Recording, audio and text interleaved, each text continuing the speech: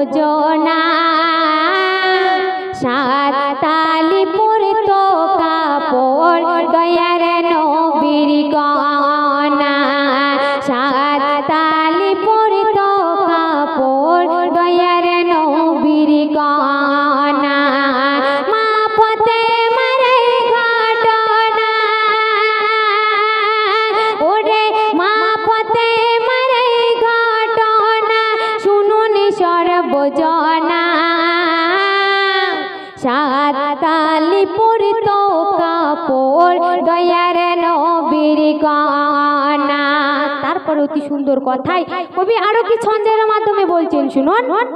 নবীর নন্দেনে জান্নাতে দানে অসুস্থ হয়েছিল নবীর নন্দেনে জান্নাতে দানে অসুস্থ হয়েছিল প্রিয় বেটির খবর শোনে নবীজি দেখতে গেলে কুরাইশ সরদার এক সাহাবে সঙ্গেতে তিনি নেলেন ইমরান ইবনে হুসাইন নামে নবীজির সঙ্গে গেলেন দুজন গেল বেটির বাড়ি ওরে দুজন গেল বেটির বাড়ি দেখিবার বাসনা সাত তালি পরতো কাপড় দয়ার নবীর গনা সাত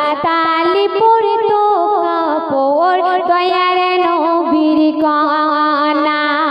তো নবীজি যখন শুনলো তানার বেটি খুব অসুস্থ হয়েছিলেন তাই তিনি দুজনকে সঙ্গে নিয়ে গিয়েছিলেন। কিন্তু আমরা সাধারণত দেখি কোনো মেয়ে শ্বশুর বাড়িতে থাকায় বা আব্বাজি যদি কোথাও যায় আমরা গায়েতে যে পোশাক পরে থাকি ছুটে গিয়ে জড়িয়ে ধরি বা সামনে গিয়ে দাঁড়াই, কিন্তু আমার দয় রসুলের বেটি এমন আদর্শ ছিলেন বা তানার সঙ্গে কারো তুলনা করা যাবে না। তিনি যখন ছেঁড়া কাপড় ছিল তাই সম্মুখে যেতে পারেনি, দূর থেকে বলছে আব্বাজি আমার পর্দা করার মতো কাপড় নেই, আমি আপনাদের সম্মুখে কিভাবে যাব। এবং নবীজি কিভাবে সেখানে গিয়ে বলছে মা গো আমি তোমার কাছে কিভাবে আসব। দরজায় টোকা দিয়ে কেমন করে বলছেন শুনুন। দরজায় দাঁড়িয়ে টোকা দিয়ে নবীজি বেটির বলিল সঙ্গে আছে এক সাহাবী আসতে পারব কি বলা। ভিতরে থেকে আওয়াজ আসে দাঁড়ানা বাহিরে পর্দা করার মতো কাপড় নেই চেহারা ঢাকব কি ঘরে ওরে দয়ার নবী খুলে দিল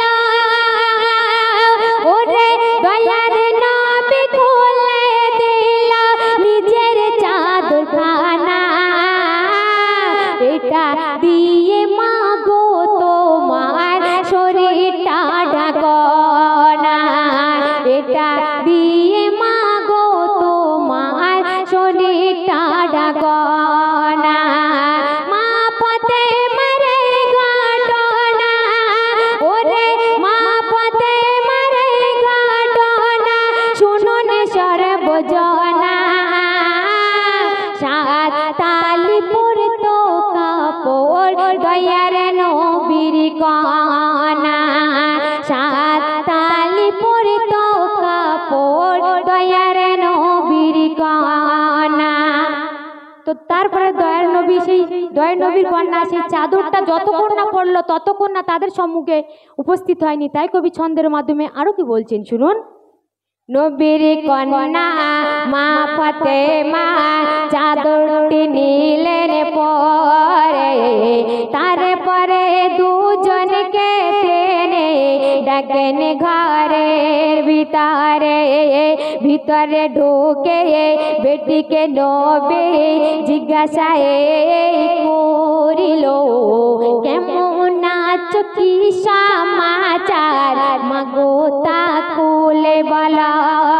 ওরে বেটি বলে আবা তোমার ওরে বেটি বলে আবা তোমার মেহমান দুজনা কেমন করে মেহমানদারে করি এক দানান ঘরে খানা কেমন করে মেহমানদারি করি এক দানান ঘরে খানা মা পতে মারে ঘটনা ওরে মা পতে মারে ঘটনা শুনুন সর্বজনা সাত তালি পরে তো কাপড় দয়ার নবীর কন্যা। তো দয়ার নবীর বেটি গিয়ে বলছে যে কি সমাচার কি ব্যাপার, ওনার আব্বুজি বলছে যে কি ব্যাপার, কিন্তু যে দয়ার নবী দুদিন হতে খায়নি তখন বলছে আব্বাজি গো তোমার আদরের নাতি দুজন কয়েকদিন হচ্ছে খায়নি, চুলোতে হাঁড়ি চলেনি, কিন্তু দুঃখের কথা বলতে গিয়েছে বাপকে, কিন্তু বাপ তখন বলছে মাগো অঝর নয়নে কাঁদছে আর বলছে মাগো আমি 3 দিন হতে খাইনি। তাই কবি আরো কি বলছেন শুনুন। হাসান হোসেন খাইনি খানা ভুকায় আছে দুটি ভাই কয়দিন হলো আছে ভোগায় চুলোই হাড়ে চড়ে নাই ওরে নবীজি যখন প্রিয় বেটিকে ধরিল বুকে জড়িয়ে অঝর নয়নে কাঁদে দুজন বাপ পেটে দাঁড়িয়ে অঝর নয়নে কাঁদে দুজন বাপ পেটে দাঁড়িয়ে হুসেন হাসান খাইনি খানা ভুকায় আছে দুটি ভাই কয়দিন হলো আছে ভোগায় চুলোই হাড়ে চড়ে নাই নবীজি যখন প্রিয় বেটিকে ধরিল বুকে জড়িয়ে অঝর নয়ন কাঁদে দুজন বাপ বেটি দাঁড়িয়ে ওরে নবীজি বলে দিনতে ওরে নবীজি বলে দিনতে খাইনি গো মাখানা মনি রুজামান কলমের বয়ান ভুল হলে চাই মার জানা মনি রুজামান কলমের বয়ান ভুল হলে চাই মার জানা ওরে মা পতে মারে ঘটনা ওরে মা পতে মারে ঘটনা শুনুন সর্বজনা সাত তালি পরে তো কাপড় দয়ার নবীর কন্যা সাত তালি পরে তো কাপড় দয়ার নবীর কন্যা। শুনলেন একটি ঘটনামূলক কালাম।